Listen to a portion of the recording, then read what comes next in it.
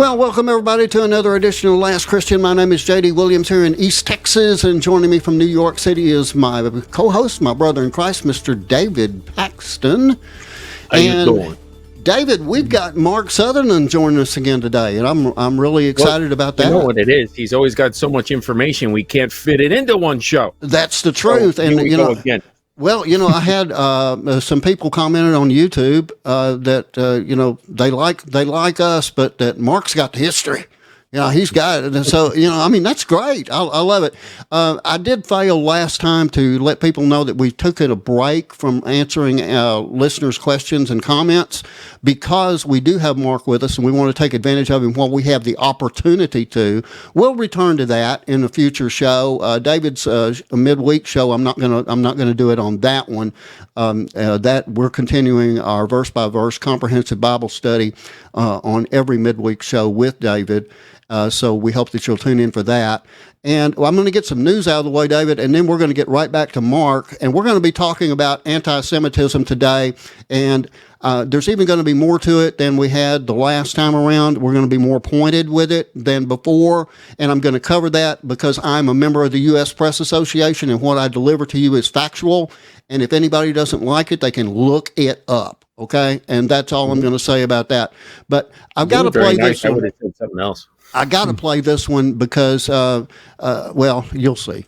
Former Vice President Mike Pence stated on Friday that he will not be endorsing his former boss, Donald Trump, in the 2024 general election. Appearing on Fox News, Pence said he cannot in good conscience back Trump as there are profound differences between their views on various issues. Pence, who unsuccessfully ran for the Republican nomination, declined to reveal who he plans to vote for in November, but he said he would never vote for President Joe Biden. Lawrence Keller reporting. And I will never vote for former governor and former Vice President Mike Pence. He is a Republican in name only. He is a rhino. He has had his time. He's had his 15 minutes. Mike Pence, go sit down and shut up. Nobody cares about you anymore. Unless, of course, you want to go to work for MSNBC or for CNN, or for some other liberal network that you embrace so much. And I'm also going to call you a liar, Mr. Pence. You're going to vote for Joe Biden because you love him so much.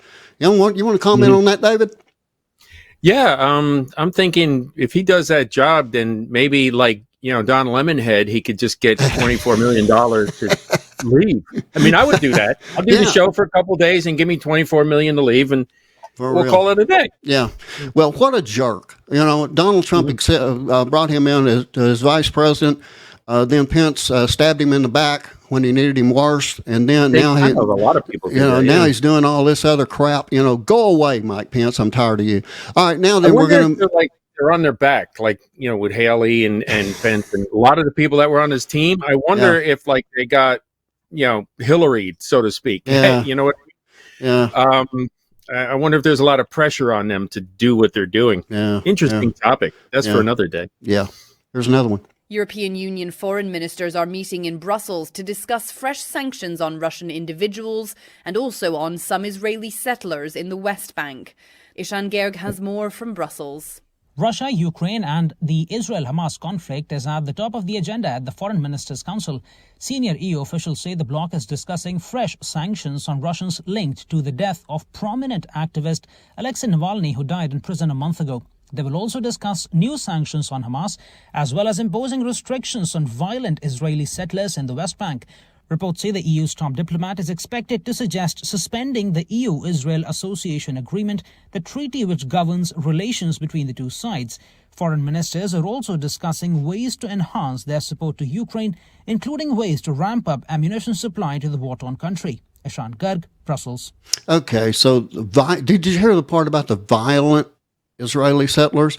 Those are the ones that are armed. Okay, the ones that Hamas ran over, those are the ones that were the liberals in the area and that were actually friends with the Palestinians that came over and killed them and cut their heads off and burned them up and all that. Okay, but the violent Palestinian thing, they make friends violent with you. Israelis are the ones that have guns and can fight back. Okay, that's what that was all about. I just thought always call them. They always like, the settlers, the Israeli settlers. They're not settlers. They belong there. That's their land. Yeah. Go back to Genesis, read it. Vladimir Putin has secured his 5th term as Russia's president after an election described as neither free nor fair. The Central Election Commission says the incumbent received more than 87% of the votes, with a turnout higher than 77%, the largest figure in the country's history. Meanwhile, Ukrainian President Volodymyr Zelensky called Russia's presidential election an imitation and denounced President Putin's win as illegitimate. Megumi Lim reports from Kyiv. President Putin won in a landslide victory in the Russian presidential election on Sunday, where he had no real contenders to his continued rule. Zelensky said in his nightly video address that Putin was, quote, addicted to power and was doing everything to rule forever. Western leaders also denounced Putin's election win. U.S. National Security Council spokesperson John Kirby said the elections were not free or fair given how Putin has imprisoned political opponents. UK's Foreign Secretary David Cameron said the election featured, quote, a lack of choice for voters and no independent OSCE monitoring. Megumi Lim in Kyiv. Okay, let me address something really quick about Zelensky. He's talking about, they're not, elections aren't fair. Well, at least Russia holds them. Zelensky canceled the elections there because it was too dangerous to hold elections. Okay. So here I say, people that live in glass houses shouldn't throw stones. That's all I got to say on that one. Now, also, Putin is extremely popular, so they may not think the elections were free and fair and all that kind of stuff.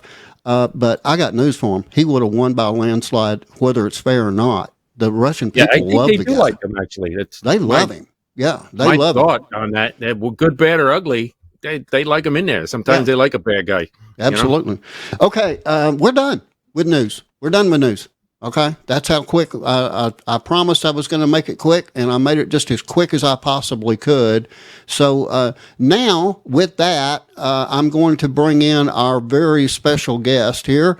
And I'll go ahead and get him on screen with the rest of us. And welcome back, Mr. Mark Sutherland, from all the way over there in the UK. Welcome to Last Christian. Jody, David, good to be with you again. It only feels like 48 hours ago. So thank you very much indeed for having me on for part 2. It was my maths is improving. So thank you. Well, you're very welcome. We are happy to have you. At least one of them is. Yeah. All right. Now, real quick, I'm just going to remind people that this title screen, Uncovering Anti-Semitism, is a very important thing. But what I've got there in the middle, Betraying Israel, that's even bigger. And Mark, I don't know if you have heard me speak on this or not, but I am convinced that the United States of America is going to betray Israel. I am convinced that the United States of America is not going to do anything with Israel anymore. We're past it. We're over the tipping point at this point. If you look at people like AOC in our Congress, or Representative Tlaib, or even now our Senate Majority Leader. Yeah, winking, blinking, and nod. Well, no, the Senate Majority Leader up there, Chuck Schumer, and then Secretary Blinken. All of them are condemning Israel, and that's a bad idea. And now President Biden come here to Brooklyn and do that. President Biden is now saying that Israel must have a plan that works when it goes into Rafah. And I guess he wants them to model that after the great plan that he had of us exiting Afghanistan. Right? Yeah. I mean, JD, I think I'm sad to say this, but every single sort of traffic beacon, every light is turning red and affirming what you have said. So if we back up a little bit, of course, various people have gone, from day one, but Biden was fully behind Israel. There's one fleet of ships he sends in there with the aircraft carrier, the Ford, I think, and all this kind of thing. Absolutely. But then it's like getting Benny Gantz. Benny Gantz arrived in America. So just give people background to that, you're aware.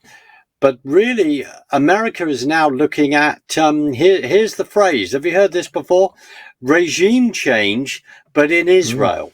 Right. Now it's full bore and it's blatant, because when Obama was in power, I need to make a comment about that today because there's been developments over here today, in the UK. When Obama was in power, it was blatant, but also there was a sense of underhandness, which is, we want to get rid of Bibi Netanyahu and all the rest. Right. We're interfering in Israeli politics. Now, Bibi Netanyahu, as a politician, as a person, needs a whole show in himself. But just put it in context. His brother was sadly killed when they rescued the Jews at Entebbe Airport in Uganda. And when I flew in there once, many years ago, around about 1986-7, the bullets were still in the wall, I think, is what I observed. But that's another story. But Bibi, like all of us, is not a perfect person. There's lots to talk about there. But I hate to say it, and you're right, Blinken and Biden are speaking out of both sides of their mouth. But what is an interesting observation, and it's not, I read it today on a comment on a video. Israel has a number of brilliant shows that come out, and one that's very, very interesting is the 4 ladies that come on, Israeli ladies, Jewish ladies, who just under the program of the Quad, not the Squad. They're deliberately named there, called the Quad.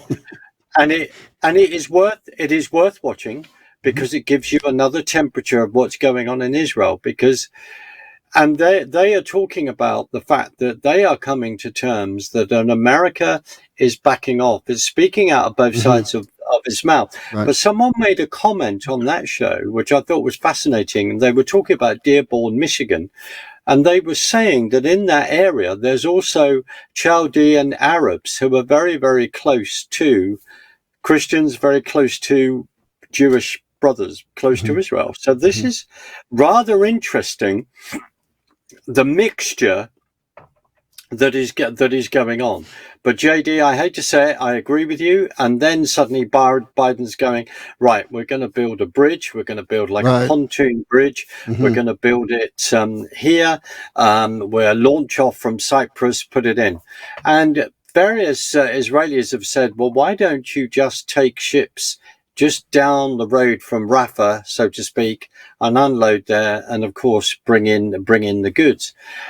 And it breaks my heart to see what's going on from an administration point of view. However, there are many Americans, as we said on our last show, in Main Street that are standing shoulder to shoulder with Israel. Are we standing with a perfect country? No, we're not. Are we standing with perfect people? No, we're not, nor are we.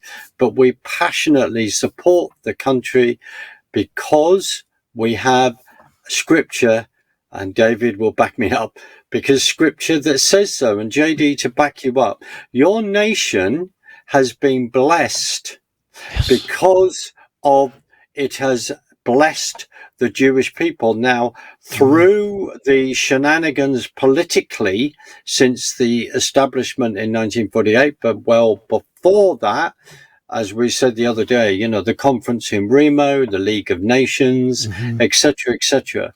The United Nations and Frederick D. Roosevelt is another subject in itself, and huge, because it's trying to understand the principalities and the powers, the geopolitical moves. And I've just come to the conclusion, as Ephesians 6 says, we're not fighting against flesh and blood, but principalities and powers. And this is them moving constantly. And then we've got God's hand, which is laying over all of this. I'm not saying that to be flippant, because there are a lot of nuances. There are a lot of questions, quite rightly, when people say, well, hold on a minute, people saw the build-up to the attack. There were the young IDF ladies in the army who would be looking at the screens, who were warning their commanders that this is. Can you see what Hamas is doing on our borders and beyond? Can you see all this? And it's like no.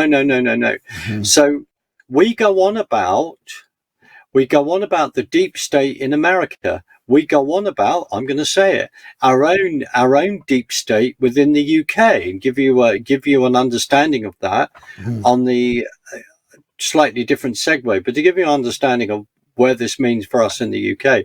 2016, on the 23rd of June, 17,410,752 people, with a majority of over 1 million, voted to leave the EU, voted to leave the European Union.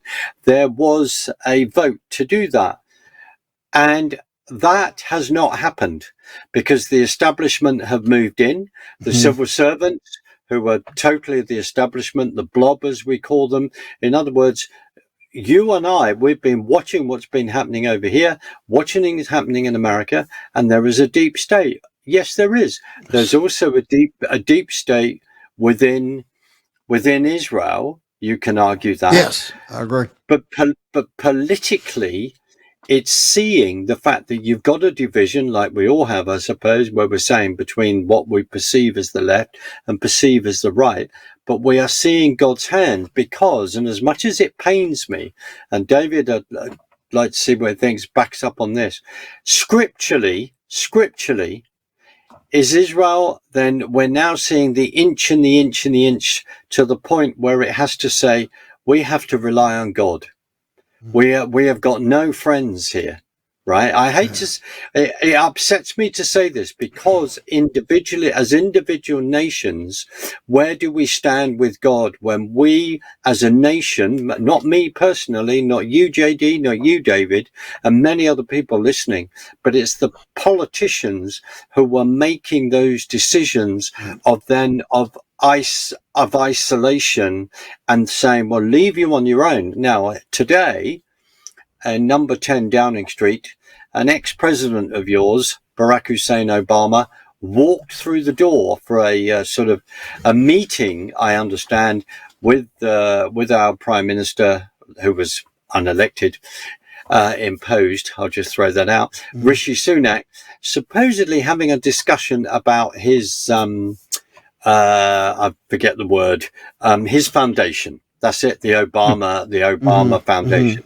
Now, don't tell me over a cup of Rosie Lee tea, Rosie Lee's Cockney rhyming slang, and don't tell me that over a cup of tea that Israel and various other things might have not come up in conversation. I'm certain that they did come up in conversation.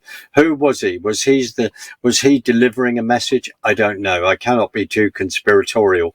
But he walked in. Now, remember this, the Iran deal, as was reminded today, that when President Trump was in, by the end of his term, if not well before, Iran was on its knees. Iran was not being funded. Right. So who then renewed the funding for Iran? Biden. Yes. And also, I believe that Donald Trump, and this could be very good, later on in the show, a very good link with one of the segments, one of the videotapes we want to show, that after a question by, let's get his name, Professor Dr. I think Anthony Mark Harper in the White House, 2016, he said, what about the funding of UNRA? Because incredible groups like United Nations Watch and other groups within Israel and around the world have been watching this group. Because of that question from an amazing person in the White House press pack, Trump then led on to defund UNRA. Right. Now, it's called UNRWA, the United Nations Workers Relief Agency, or in my language, I call it the United Nations Rocket Warehousing Agency. I'm not being flippant. I'm just saying that is what's gone on. So UNRWA was then defunded. Then we look at recently, of course, that Biden brings that about. And as you said, JD, allude to the fact that if, you want to exit plan, then don't ask Biden to do it. Look at the complete debacle of leaving $85 billion or whatever of ordnance within Afghanistan. And it has to be said that some of those guns then found themselves going into the Ukraine. That has been recorded. So the vulnerability, the fact that under the Obama regime, you created a situation where, yes, you were giving money to support Israel, but it's how it was spent. That money was then spent in the American industrial complex. So you are then able to control what munitions would leave the coast of America, would leave its factories and go to Israel. Okay, so I'm gonna stop you. I'm gonna stop you, Mark, because you brought up like many topics there. Okay, and I want us to be able to cover a few of them and get some real detail on these. And I'm going to start over there with you guys. Okay, the very first video that I'm going to play. Again, I give full credit for these videos. Okay, to when I get them from whatever source, I'd always include it in the comment section. But I am a member of the U.S. Press Association. These are press reports, okay? And if you watch NBC, you're going to see ABC stuff played, or CNN, or Fox, or whoever, okay? I've got the same privilege as a member of the U.S. Press Association. I want everybody to know that. We don't steal anything. We're not taking anything from anybody, and we're sure not charging anything for it. As a matter of fact, I pay them. Okay, so anyway, I just wanted to say that before we ran it. But this is over there, so let's listen to it. This is on your side of the pond. Here we go. I was doing the excellent Talk TV show, The Talk, last night. Now, indeed, I was watching you. In the mists of time, because we were all obsessing on Lindsay Hoyle and the Speaker row, we did mention that meanwhile these pro-Palestinian protesters were projecting onto Big Ben from the river to the sea, which we thought was a prescribed statement to make because it basically means exterminate all Jews and get rid of Israel. Now, if you chant that marching through the streets of London or wherever on one of these pro-Palestinian marches, that the police say is against the law. However, apparently it's illegal to chant it, but it's not illegal to project it onto the mother of all parliaments. How dare they? Do you know, this lily-livered, we're a laughing stock because of this. Other people in the world will be looking at that and thinking we've gone absolutely tonto to allow genocidal slogans to be projected. Okay, I'm gonna cut the video short at this point, simply because the point was made. Okay, the point was made. If I can get us back over there and get them off, and that's the harder. That's the harder thing for me. Here we go. There we go. I finally got it done. Okay. But anyway, they are now, I guess the comparison for us here in the United States would be up there in New York City, where they, David, I forget what they call that stuff they got going on up there, but I can see this same thing being projected on the screens all over. Yeah, they do. You mean on something like the Empire State Building or something? Yeah, we remember. Right. You remember the classic picture, I think, in the late 40s, early 50s, of the cross being projected, being used by lighting up the buildings. We've come a long way from there. But no, JD on there last year, I think. Right.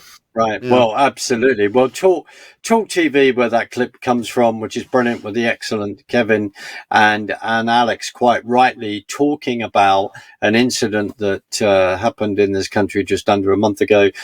We are in a dire mess over here. And so just to say what happened, the whole thing that you've got the Metropolitan Police, which is the police force within London, say about A few years ago was 32,000 strong. We've gone through police cuts, so I don't know what the numbers are right now. But they have been arguing about, is from the river to the sea, is it a hateful thing to say? Well, I think it is, but it suddenly seems though it was projected onto a building, and I need to explain what's happened there. What's going on? There's various forces are working with each other. So you project from the river to the sea on Big Ben. On you're not far from Greenwich Mean Time, which is how which is what defines all your time zones. Everything is set against Greenwich Mean Time is the mean that everyone sets against. So reason I'm saying that in regard to history, it's an icon. Every New Year's Eve, that building suddenly goes bong, bong, bong, bong, bong, and then it's the new year. So that's why it's hugely offensive. Building up to this, we have had people jumping all over our war memorials and stuff like this, putting Palestinian flags over those particular war memorials, etc., etc. What happened there, just very quickly, on that day was that you have the Speaker of the House of Commons. You've seen the seats on both sides, the green seats, and then you have a man that looks as though he's sitting on a big throne at the other end, which is the Speaker of the House, Lindsay Hoyle. There was supposed to be a vote, not unofficial, but basically brought by, not by the government, but by what's called the Scottish National Party. That's another subject in itself, to say we want to have a ceasefire. Now, what people have got to understand, this is the statement, is that within the makeup of the politicians within that parliament, a number of those, where they are geographically in this country, have constituencies that have many, many people in them that would call them, that are Muslims and then call themselves follower of Islam. But also we're a minute out, Mark.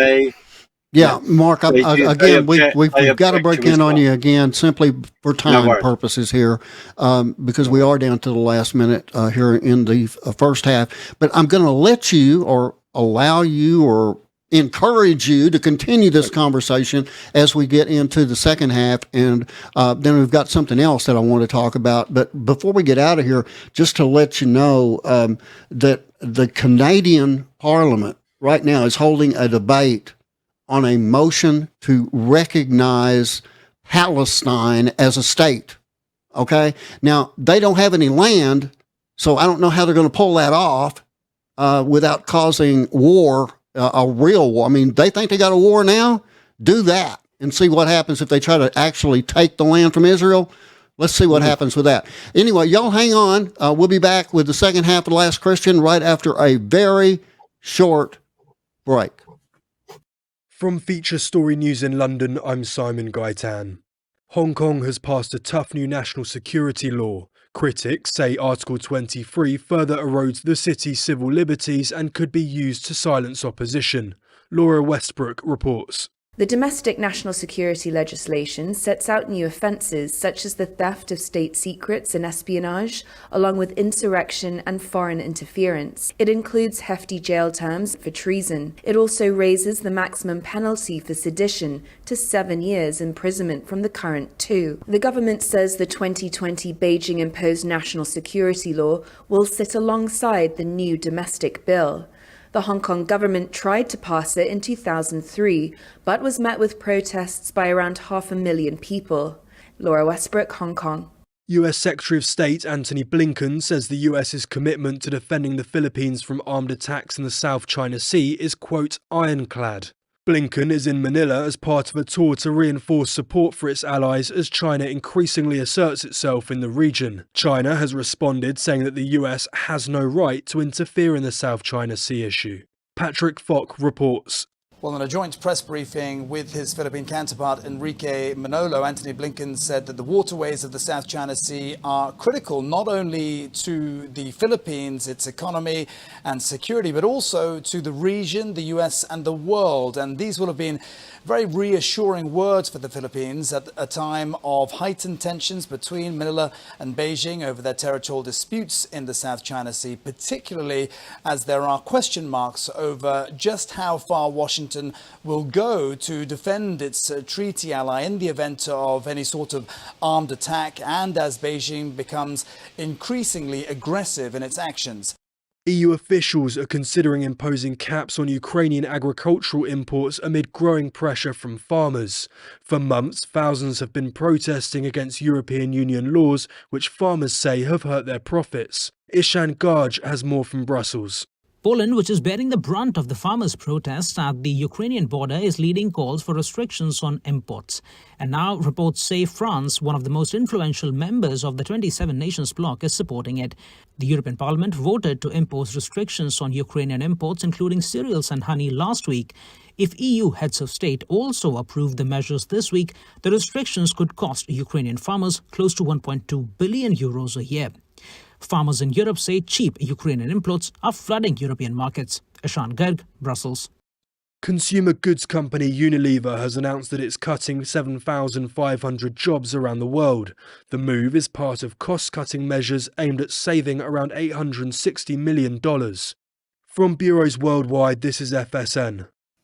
And welcome back to the second half of Last Christian. Again, my name is J.D. Williams, and joining me from New York City, Mr. David Paxton, as well as all the way from the United Kingdom, our guest, Mr. Mark Sutherland. And Mark, before we get back to your discussion over there and also back into a lot of what's going on with anti-Semitism, I have looked at a couple of things here, David, that you can help us out with. Mm-hmm. Number one, earthquake swarms. Have you ever heard of earthquake swarms before?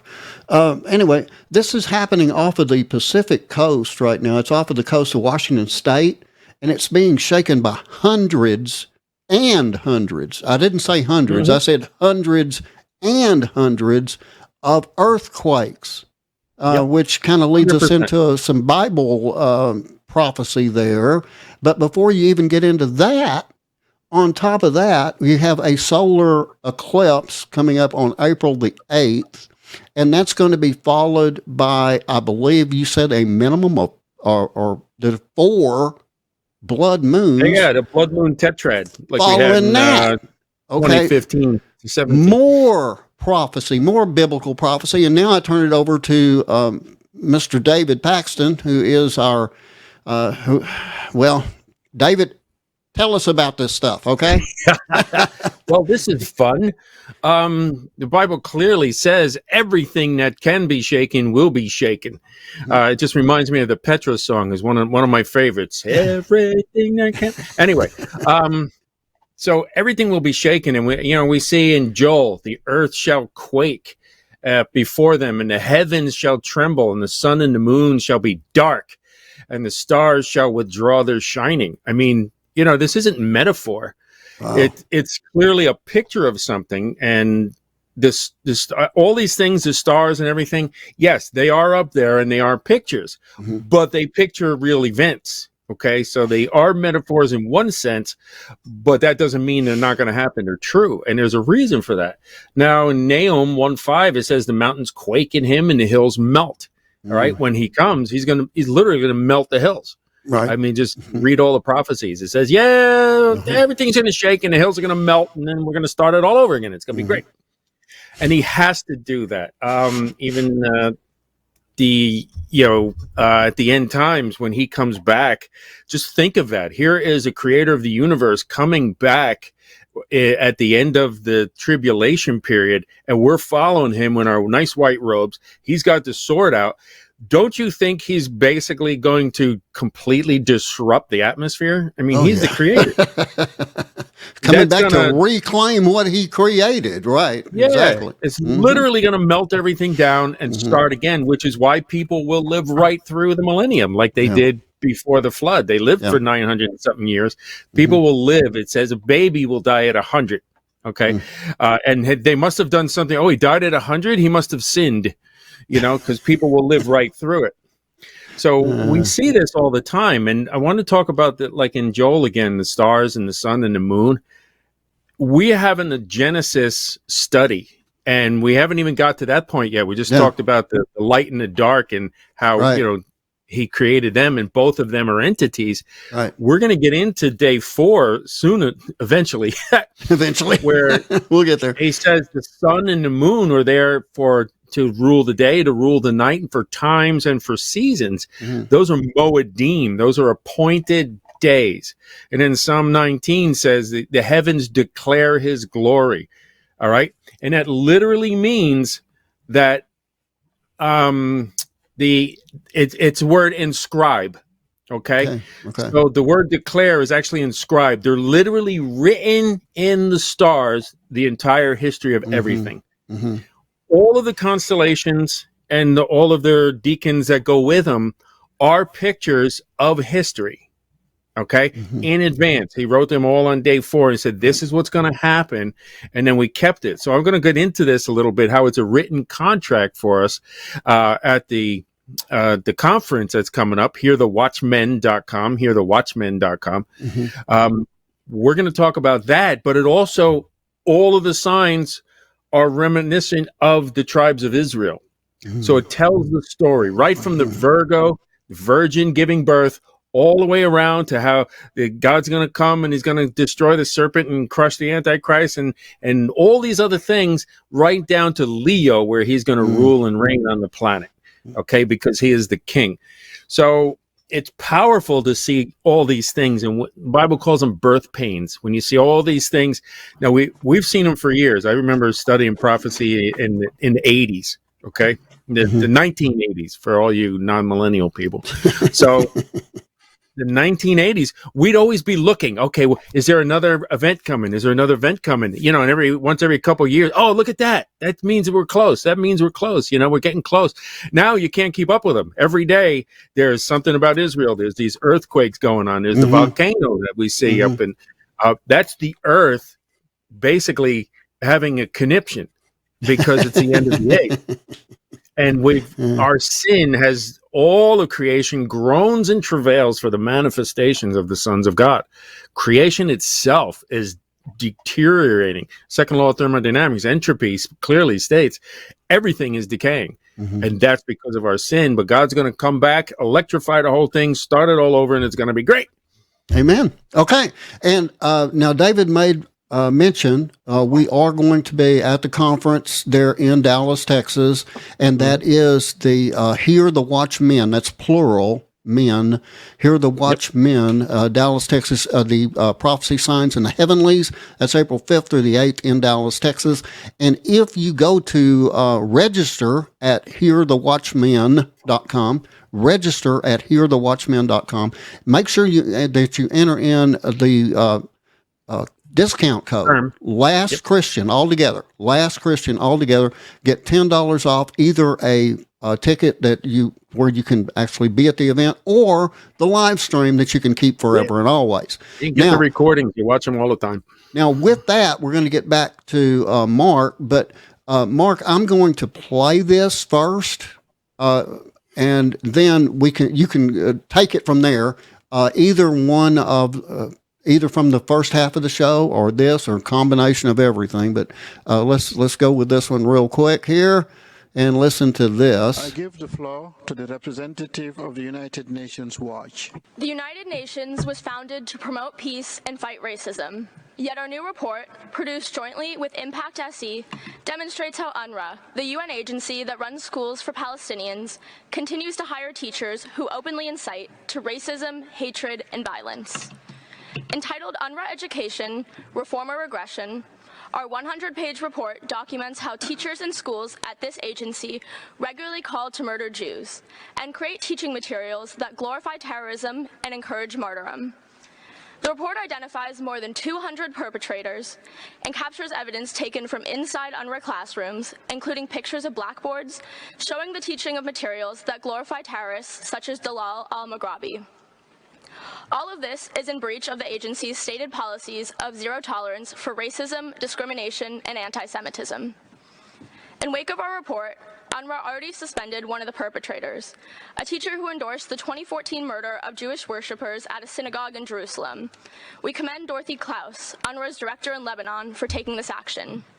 However, despite numerous prior reports, UNRWA has failed to fire any of the perpetrators. UNRWA downplays all of this as a trivial matter of social media infractions. But in truth, the core problem is that a $1 billion UN agency is systematically hiring teachers who preach racism, hatred, and violence, thereby poisoning the hearts and minds of young Palestinians. Thank you. Thank you.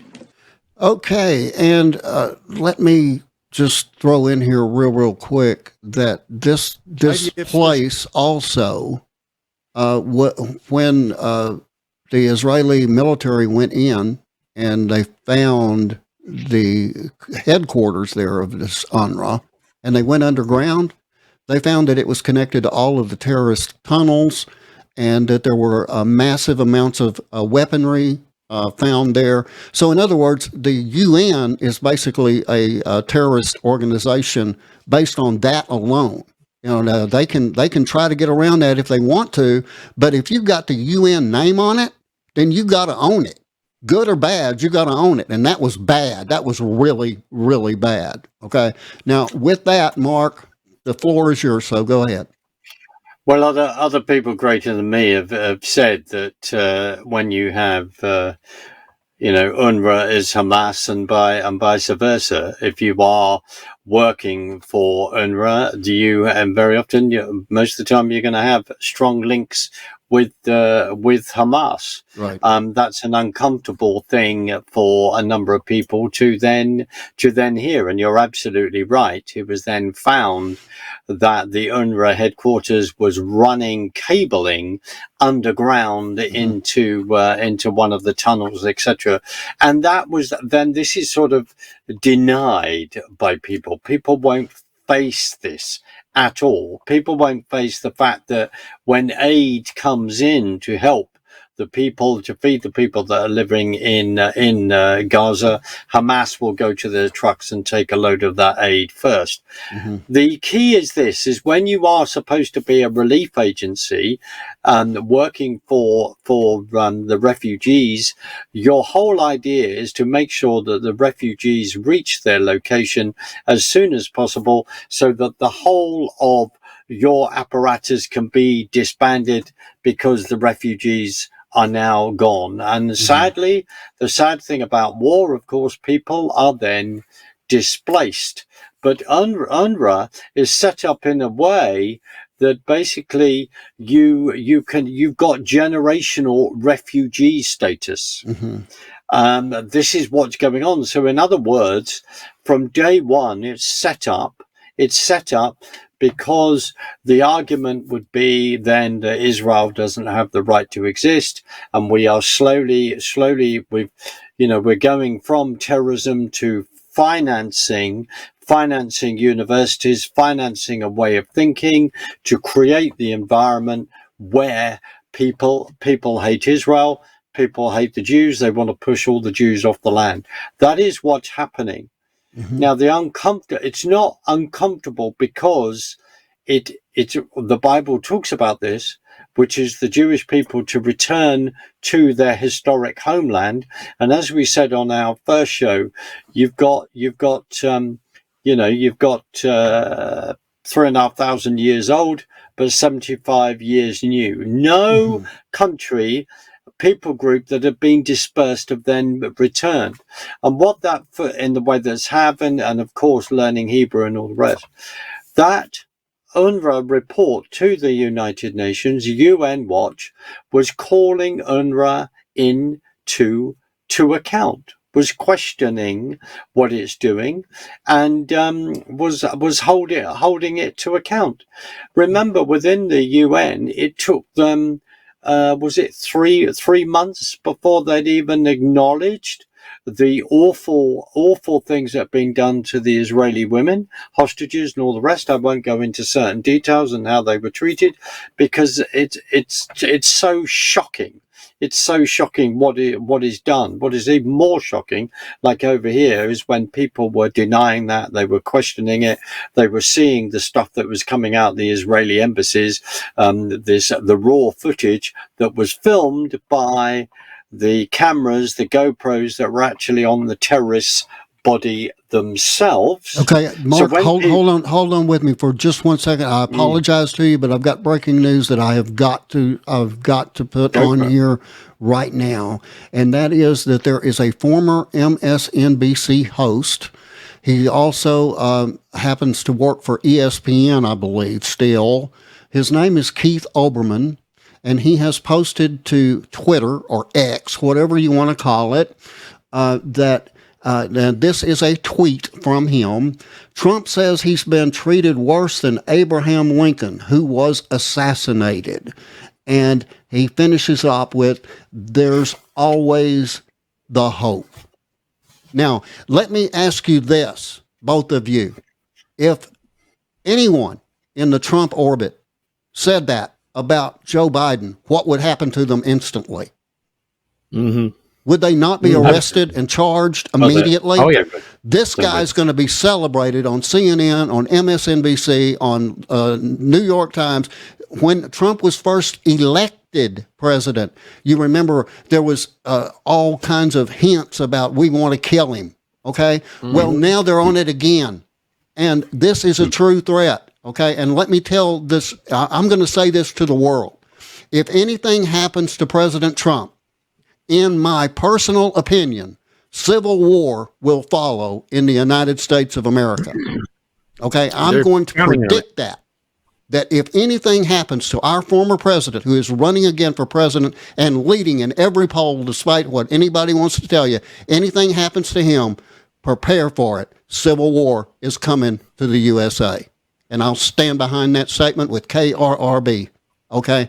That I'm saying that as a member of the Press Association. You guys comment on it, and then we'll move on with Mark. And David, we'll start with you. David, sorry. Go ahead. Yeah, that's, I mean, this is what they do. They throw all this stuff out, and then they're all going to leave the country. Like, remember last time? Mm-hmm. Hey, we're all going to leave the country, and none of them ever left. This is more dangerous. This is much more dangerous. Now they're calling for this. Remember that ugly comedian girl that's not that funny, holding the head up. Was it Griffiths? Yes. Yes. Yeah, I don't even. Yeah, don't say the. This is just more of the same. So let's see. Ridiculous. Let's see if they actually get arrested for this. This is ridiculous. Yeah, this should people not are losing happen. their temper. They're at the end of the rope for sure. All right, Mark, you can comment on that, or you can move on with whatever you want to do. Don't worry. It's irresponsible. The last thing we want to see is civil war. Right. There is no doubt, and I've had that conversation with others, that various people are pushing in regard to that. They are actually wanting to push for a particular side to actually fire first, and that isn't. I'm not interested in it. I'm not trying to say that I'm promoting civil war. I'm not. No, we don't want nothing. I'm saying that I'm warning against it. Hands off, or. Reap what you they're sow. inciting it. Yeah. Well, they are, and there is a law against that. Absolutely. And again, I mean, this is the tie-in, JD, the tie-in, sadly, of the power of the media.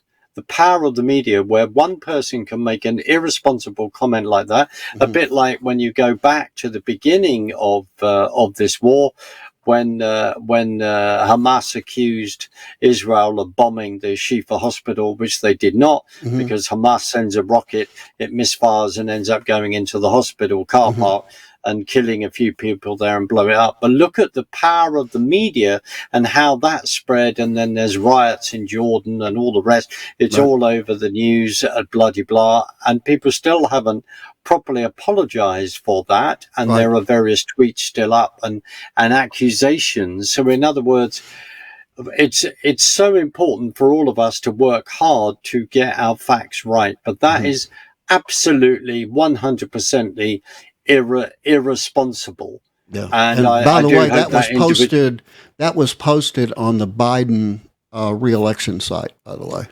Just thought I'd throw that in there. Okay.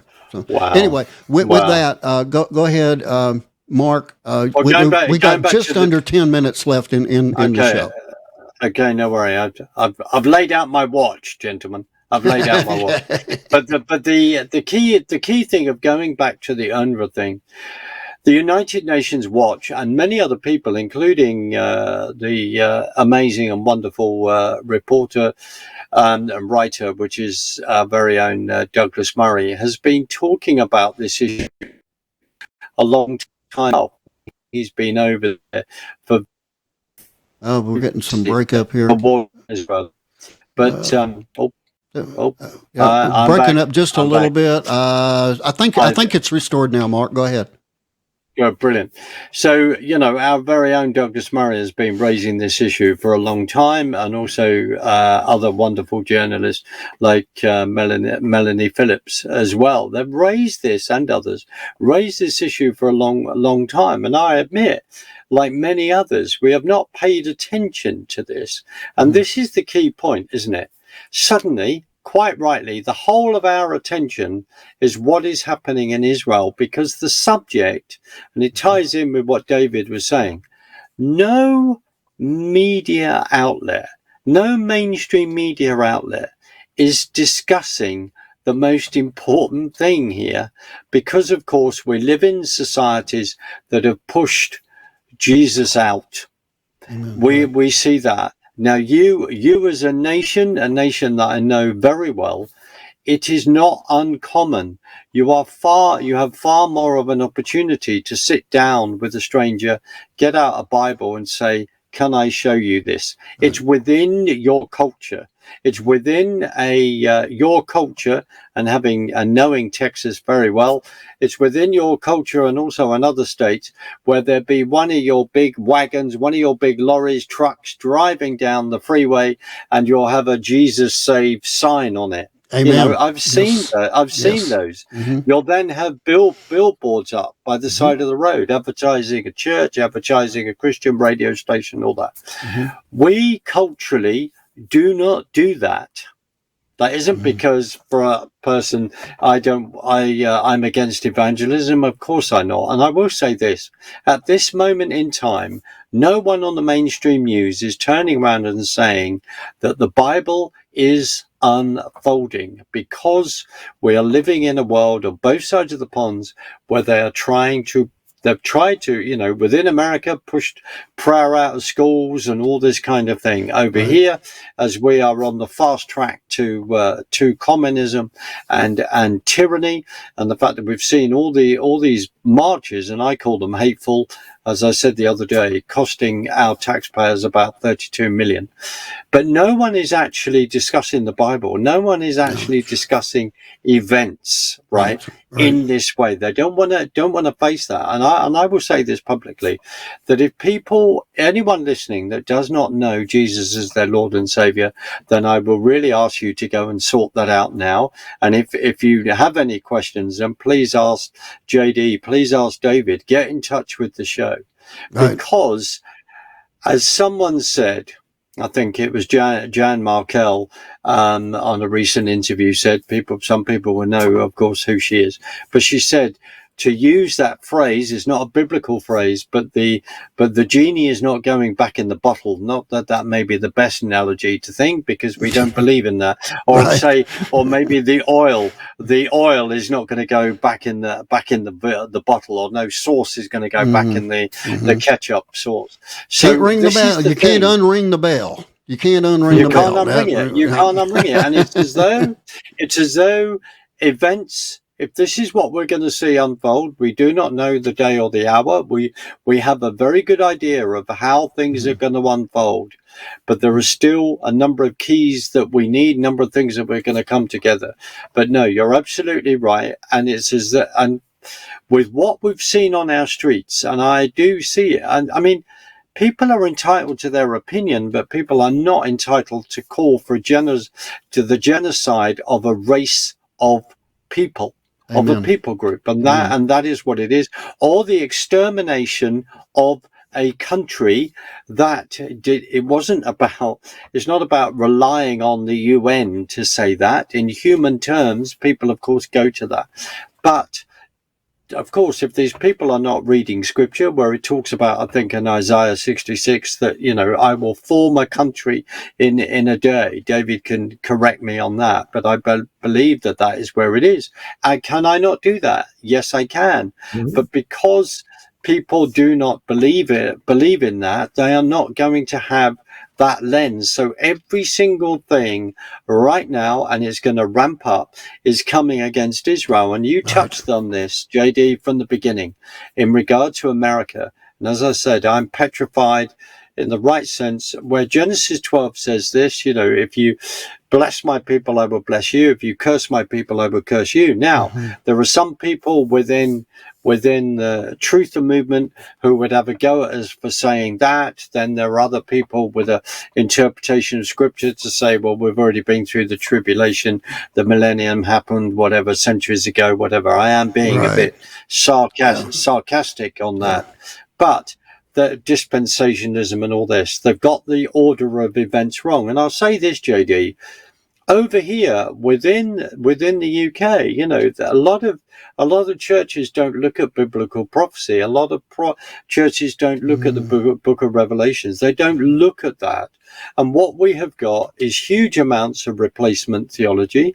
There is such a misunderstanding. That's why it's been incredible for people like Douglas Murray to be over there, Melanie Phillips regularly writing, and I'm touching on their names because they are British, right? And they are speaking into this mainstream media construct that we have over here, that has moved from a sympathy within 24 hours after the appalling events of genocidal pogrom of October the 7th into going, no, Israel, you can't defend yourself, you can't do this and you can't do that. And we all discuss this, where we see the way the left has come together with Islamism. So is this red-green axis, so to speak, it's come together. And we've suddenly seen that unfold, and all we're asking people is to pay attention. Now, this is the difficult one, even difficult for if Jewish friends of mine end up seeing this show, because scripture says they have to return to the land. First I send the fishermen, then I will have to send the hunters. And that gives me that pains me. But at the moment, there are quite a number of Jews that are living in France that are now applied for Aliyah to return back to Israel. There are comments in America where people are questioning that. People are feeling, as Jews who have been to Israel, flying backwards and forwards, they feel safer in Israel than they do in the other countries of residence. So we are at this biblical tipping point, and all this heat from UNRWA. And let's not forget, Hamas went in. Other members of the Gazan civilian residents then went in to pick people up. Some of those even took hostages themselves. Right. And also there's a lady and a very Mark, brave, amazing. I hate to break in on you. I really do. Don't worry, but we are down. I should have been paying attention. We are down to it. And the reason I'm breaking in now is because I want to give you an opportunity. And that is, if you've got a website that you'd like for people to go to, or organization, whatever, this is your chance. You got like 30 seconds, Mark. That's all you got. But if you want to tell people about it, go ahead. This is your opportunity. Well, people can find me on marksutherland.org, but more importantly, what I would be honoured with, if people would go on YouTube and look up my little film, Between Lambs and Lions, share that, watch it, and wake up and be aware of what's happening in your own country with the United States of America, and start paying attention very, very fast. And as I said earlier, if you do not know Jesus as your Lord and Savior, go and sort that out now. And if there are any questions on that, talk to David, talk to JD, or talk to JD, talk to David. But it's been a real pleasure to be here again, my friends, and thank you very much for having me. And thank you for being a part of the show, and you're welcome anytime, Mark. We do appreciate it. For everybody else, we'll be back in just a couple of days, and we'll tune in then to another edition of The Last Christian. Good night.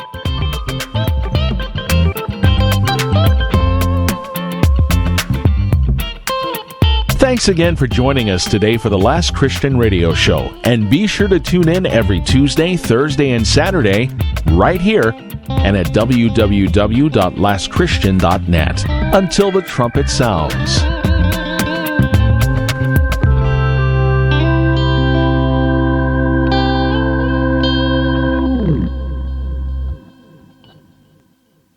Some people won't give you the real talk on drugs, but it's time we know the facts. Fentanyl is killing people. It's a powerful opioid, often made illegally and commonly mixed with illicit drugs. It can even be pressed into counterfeit pills that resemble prescription medications. Just 2 milligrams, about the size of a few grains of sand, can potentially be lethal. This isn't an ad to scare you, but it is an ad to make you think twice. Get the facts. Go to realdealonfentanyl.com. This message is brought to you by the Ad Council.